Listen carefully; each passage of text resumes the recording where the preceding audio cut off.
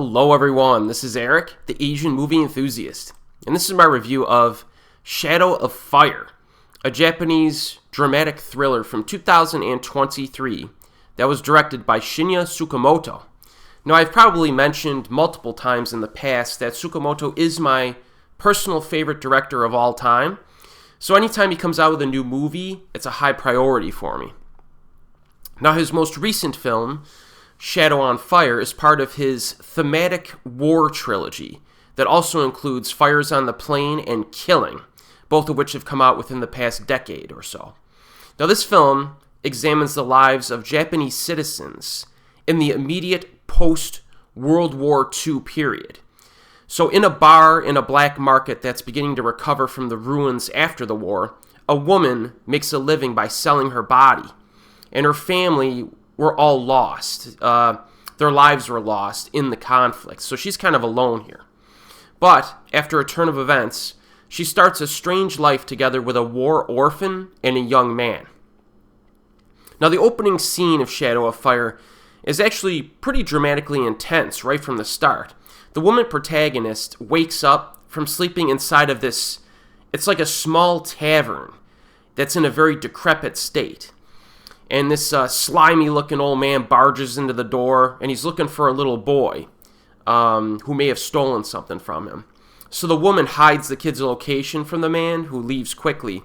And then we cut to another scene where a different old guy arrives, brings some alcohol and drinks for the woman, and then he has sex with her. And then afterward, the title of the film is shown. So this introductory section kind of communicates to us that these are poor living conditions that were created by the war. And we have, dirty dwellings, health concerns, prostitution, a lack of food, no money to buy life's necessities, etc. So there's like this aura of desperation present, which really drives the character actions and decisions and just the film overall.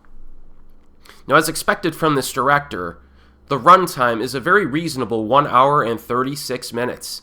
I think the average runtime of Tsukamoto's movies is probably around 1.5 hours, if not a little bit less.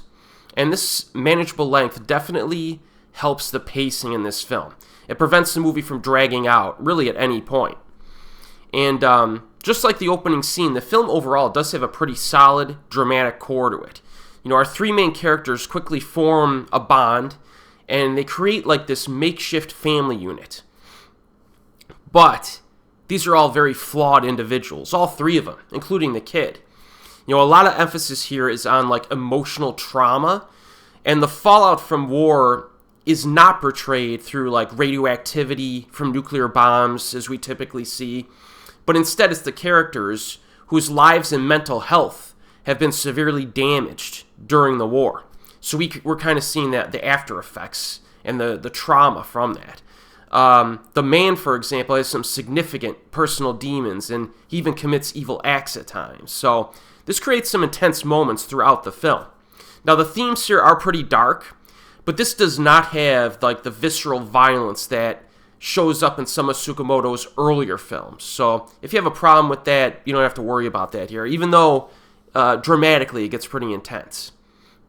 Now, the story of this film, I can't really say too much about it after what I've said already, because it's pretty free-flowing and kind of unpredictable.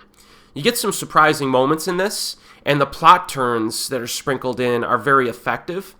It's one of those films where the greatest strength is almost like its story structure and plot twists, or not twists really, but plot developments. It keeps you engaged by avoiding dull filler and having an important dramatic moment around every corner. Another observation regarding the story in this is that there are a few moments here and there that have ambiguity to them, and you may need to interpret like character motivation and things that happen. In some cases, those events are very clearly explained later on, but there is a lot of subtext and thematic depth to this film. Character development that's shown rather than told, stuff like that. And that's just something to keep in mind. You really got to kind of pay attention to this when you're watching it. But performances are solid across the board, very much like the lead actress, Shuri.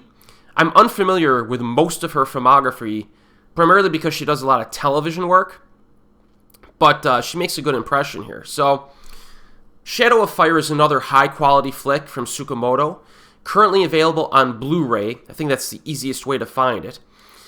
I'm not really sure which film is my favorite in his recent war trilogy, so to speak. I'll have to rewatch Fires on the Plain and Killing Again. I'm not sure there's a clear winner yet in my mind, but I enjoyed them all quite a bit.